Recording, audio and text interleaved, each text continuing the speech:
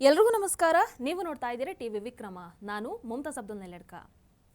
ಯಾರೆಲ್ಲ ಪ್ರಿಯಾಂಕ್ ಖರ್ಗೆ ಅವರಿಗೆ ಅಭಿನಂದನೆಯನ್ನು ಸಲ್ಲಿಸೋದಕ್ಕೆ ಬಂದಿದ್ದೀರಾ, ದಯವಿಟ್ಟು ಬನ್ನಿ. ಮೊದಲನೇದಾಗಿ ದ್ವಿತೀಯ PUC ಫಲಿತಾಂಶ ಪ್ರಕಟ ಆಗಿದೆ. ಹಾಗಾಗಿ ಎಲ್ಲ ವಿದ್ಯಾರ್ಥಿಗಳಿಗೂ ಕೂಡ ಅಭಿನಂದನೆಯನ್ನು ಸಲ್ಲಿಸ್ತೀನಿ. ಯಾರ್ಯಾರು ಫೇಲ್ ಆಗಿದ್ದೀರೋ ದಯವಿಟ್ಟು ಟೆನ್ಷನ್ ಮಾಡ್ಕೊಳ್ಳೇಬೇಡಿ. ಜಸ್ಟ್ ಇದೊಂದು ಎಕ್ಸಾಮ್ ಅಷ್ಟೇ, ಲೈಫ್ ಅಲ್ಲ ಇದು. ಮತ್ತೆ ಪರೀಕ್ಷೆಯನ್ನು ಕಟ್ಟಿ ಪಾಸ್ ಆಗಿ ಉತ್ತಮ ಭವಿಷ್ಯ ಇದೆ. ಹಾಗಾಗಿ ಎಲ್ರಿಗೂ ಮತ್ತೊಮ್ಮೆ ಅಭಿನಂದನೆಯನ್ನು ಸಲ್ಲಿಸ್ತೀನಿ. ವೀಕ್ಷಕರ, ನಮ್ಮ ರಾಜಕೀಯದಲ್ಲಿ ಈಗೊಂದು ವಿಚಿತ್ರ ಟ್ರೆಂಡ್ ಶುರುವಾಗ್ಬಿಟ್ಟಿದೆ. ಸ್ವಂತ ಮನೆಯಲ್ಲೇ ಬೆಂಕಿ ಹೊತ್ಕೊಂಡು ಉರಿತಾ ಇದ್ರು ಕೂಡ ಹೊರಗಿನವರ ಮನೆ ಕಡೆಗೆ ಬೊಟ್ಟು ಮಾಡಿ ತೋರಿಸುವಂಥದ್ದು. ಯಾಕೆ ಇದನ್ನು ಹೇಳಿದೆ ಅನ್ನುವಂಥದ್ದು ಬಹಳಷ್ಟು ಮಂದಿಗೆ ಅರ್ಥ ಆಗಿರಬಹುದು. ಈ ಅಪ್ಪ ಮಗನ ರಾಜಕೀಯ ಆಗಿರಬಹುದು, ಅವರ ದೊಡ್ಡ ದೊಡ್ಡ ಮಾತುಗಳಾಗಿರಬಹುದು, ದೊಡ್ಡ ದೊಡ್ಡ ಪೋಸ್ಟ್ಗಳಾಗಿರಬಹುದು, ಆ್ಯಂಡ್ ಅವರದೇ ಕ್ಷೇತ್ರದ ಗ್ರೌಂಡ್ ರಿಯಾಲಿಟಿ. ಮೊದಲಿಗೆ ಮಗ ಪ್ರಿಯಾಂಕ್ ಖರ್ಗೆ ಅವರ ಬಗ್ಗೆ ಹೇಳಬೇಕು. ಅವ್ರು ಒಂದಿನ ಭಾಷಣದಲ್ಲಿ ಅದೇನು ಹೇಳಿದ್ರು? ಕೋಮುವಾದದ ಕಾರಣ ಕರಾವಳಿಯಲ್ಲಿ IT-BT ಕಂಪನಿಗಳು ಬಂಡವಾಳವನ್ನು ಹಾಕೋದಕ್ಕೆ ಹೆದರ್ತಾ ಇವೆ. ಅಂದ್ರೆ ಏನರ್ಥ? ಕರಾವಳಿ ಅಂತ ಅಂದ್ರೇನೆ ಕೋಮುವಾದ ಅನ್ನುವಂಥ ಒಂದು ಲೇಬಲ್ ಅನ್ನ ಅಂಟಿಸ್ತಾರೆ. ಬಟ್ ಯಾವ ಆಧಾರದ ಮೇಲೆ ಹೇಳಿದ್ರು ಗೊತ್ತಿಲ್ಲ. ಯಾವ ಡೇಟಾವನ್ನು ಇಟ್ಕೊಂಡು ಹೇಳಿದ್ರು ಗೊತ್ತಿಲ್ಲ. ಯಾವ ವರದಿಯನ್ನು ಆಧಾರವಾಗಿ ಇಟ್ಕೊಂಡು ಹೇಳಿದ್ರು ಅದು ಗೊತ್ತಿಲ್ಲ. ಬಾಯಿಗೆ ಬಂದ ಹಾಗೆ ಮಾತಾಡಿದ್ರು. ಇನ್ನು ಮತ್ತೊಂದು ಕಡೆ ನೋಡಿದ್ರೆ, ತಂದೆ ಮಲ್ಲಿಕಾರ್ಜುನ ಖರ್ಗೆ ಅವರು ಇತ್ತೀಚೆಗೆ ಕೇರಳದಲ್ಲಿ ಚುನಾವಣಾ ಪ್ರಚಾರದ ಸಮಯದಲ್ಲಿ ಪ್ರಧಾನಿ ಮೋದಿಜಿಯವರ ಮೇಲಿರುವಂತಹ ದ್ವೇಷಕ್ಕೆ ಗುಜರಾತಿನ ಜನರನ್ನ ಅನಕ್ಷರಸ್ಥರು ಅಂತ ಹೇಳ್ತಾರೆ. ಗುಜರಾತಿನ ಅನಕ್ಷರಸ್ಥರನ್ನ ನೀವು ಮೋಸ ಮಾಡಬಹುದು, ಆದ್ರೆ ಕೇರಳದ ಜನರನ್ನ ಮೋಸ ಮಾಡೋದಕ್ಕೆ ಆಗಲ್ಲ. ಓಕೆ, ನೀವಿಬ್ರು ಕೂಡ ಬೇರೆಯವರನ್ನ ಟೀಕೆ ಮಾಡ್ತೀರಲ್ವಾ ಅಂತ ದ್ವಿತೀಯ PUC ಫಲಿತಾಂಶ ಬಂದಾಗ ಓಕೆ, ಕಲಬುರಗಿ ಎಲ್ಲಿದೆ ಅಪ್ಪ ಅಂತ ನೋಡ್ತೀನಿ, 2ನೇ ಸ್ಥಾನದಲ್ಲಿದೆ. ಓ, ಆಮೇಲೆ ಗೊತ್ತಾಯ್ತು, ಸಾರಿ ಕೆಳಗಿಂದ 2ನೇ ಸ್ಥಾನದಲ್ಲಿದೆ ಅಂತ. ಆಮೇಲೆ ಕೋಮುವಾದ ಇರುವಂತಹ ಮಂಗಳೂರು ಎಲ್ಲಿದೆ ಅಂತ ನೋಡಿದ್ರೆ ಅದು 2ನೇ ಸ್ಥಾನದಲ್ಲಿದೆ. ಓ, ಬಟ್ ಕರೆಕ್ಟು, ಮೇಲಿಂದ 2ನೇ ಸ್ಥಾನದಲ್ಲಿದೆ. ಈಗ ಯಾರು ಯಾರಿಗೆ ಪಾಠವನ್ನ ಮಾಡಬೇಕು ನೀವೇ ಹೇಳಿ.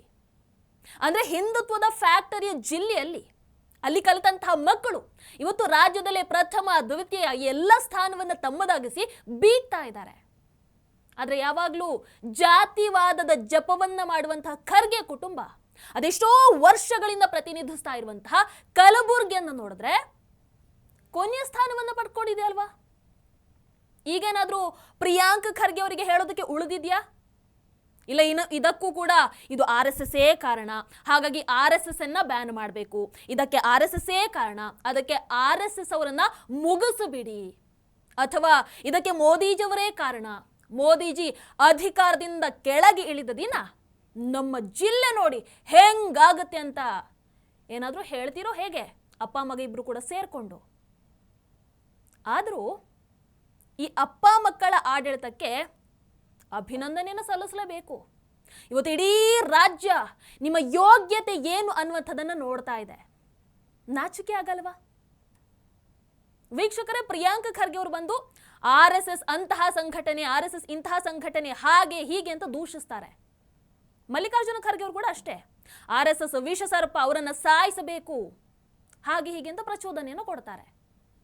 ಆದ್ರೆ ನಮ್ಮ ಪ್ರಶ್ನೆ ಇಲ್ಲಿ ಏನು ಅಂತಂದ್ರೆ, ನಿಮಗೆ RSS ಬಗ್ಗೆ ಮಾತನಾಡುವಂಥದ್ದು ಸುಲಭ, RSS ಬಗ್ಗೆ ಬಾಯಿಗೆ ಬಂದ ಹಾಗೆ ಮಾತನಾಡೋದಕ್ಕಾಗತ್ತೆ.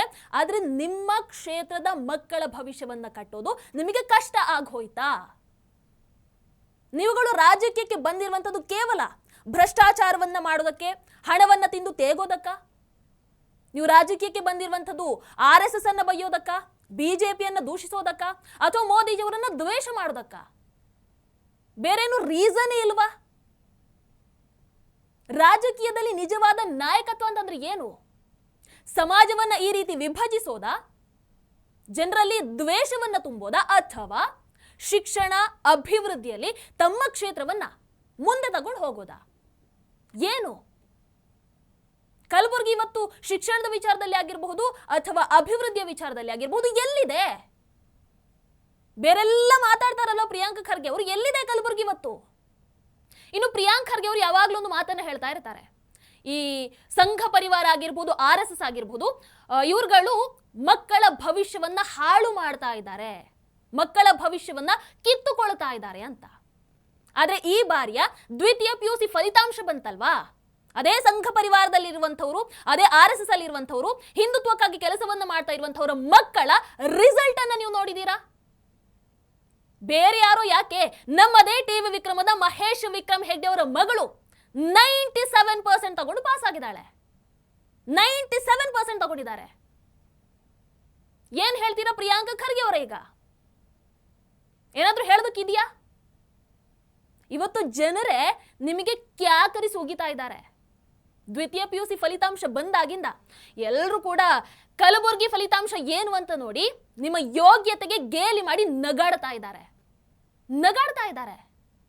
ಆ RSS ಬಗ್ಗೆ ಯೋಚನೆ ಮಾಡೋದ್ರಲ್ಲಿ ಒಂದು ದಿನನಾದ್ರೂ ನೀವು ನಿಮ್ಮ ಕ್ಷೇತ್ರದ ಮಕ್ಕಳ ಬಗ್ಗೆ ಯೋಚನೆಯನ್ನ ಮಾಡಿದಿದ್ರೆ ಬಹಳ ಒಳ್ಳೆದಾಗ್ತಾ ಇತ್ತು. ಅದಕ್ಕೆ ಇವತ್ತು ಜನರು ಕೇಳ್ತಾ ಇದ್ದಾರೆ, ಬಾಯಲ್ಲಿ ದೊಡ್ಡದು ಬಿಡ್ತಾರೆ, ಮಾಡೋದು ಏನಿಲ್ಲ.